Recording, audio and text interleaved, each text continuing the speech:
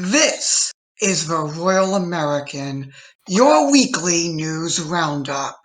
I'm Victor Smith.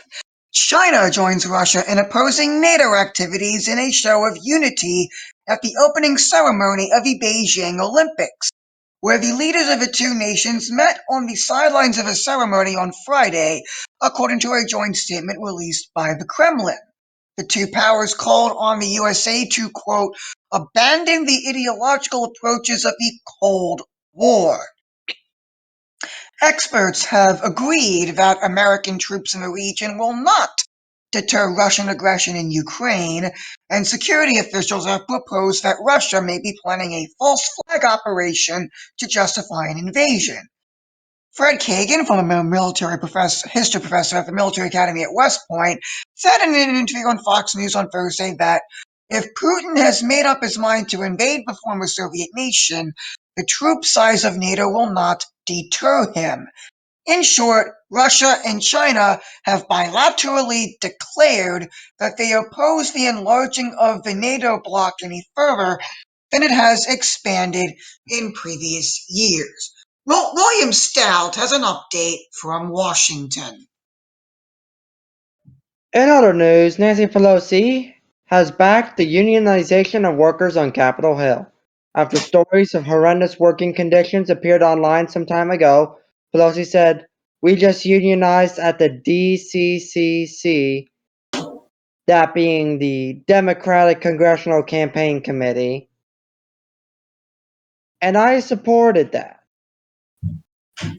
When asked about the potential unionization during a press conference on Thursday, like all Americans, our tireless congressional staff have the right to organize their workplace and join together in a union. If and when staffers choose to exercise that right, they would have Speaker Pelosi's full support. Pelosi's Deputy Chief of Staff, Drew Hamill, tweeted on Thursday afternoon.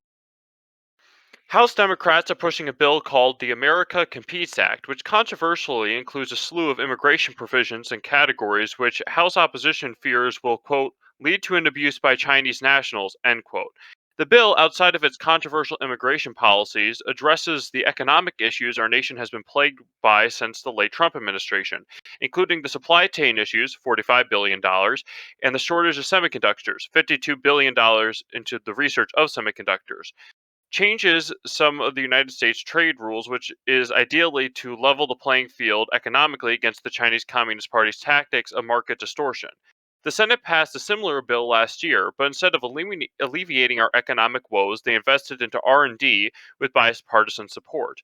The ideal is for the differences between the two bills to be reconciled and on Biden's desk as soon as possible. In other news, household debt increased by $1 trillion in 2021. Mortgages and auto loans are primarily to blame for the increase. Many loans were handed out at rates that appeal to consumers. And additionally, inflation has caused credit card debt to increase. And now, back to Victor Smith with the sports. In sports, Joey Logano won the Busch Light Clash at the LA Coliseum on Sunday. The race was a 150-lap race around the quarter-mile temporary track around the LA Memorial Coliseum.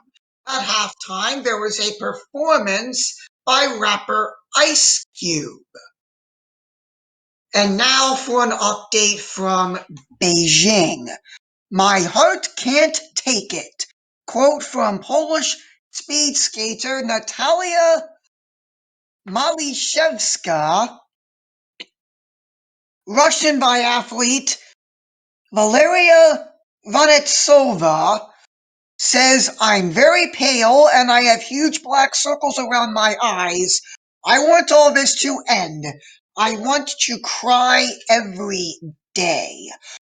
All of these were about the conditions they faced or observed in quarantine hotels in China used by athletes who test positive for the coronavirus.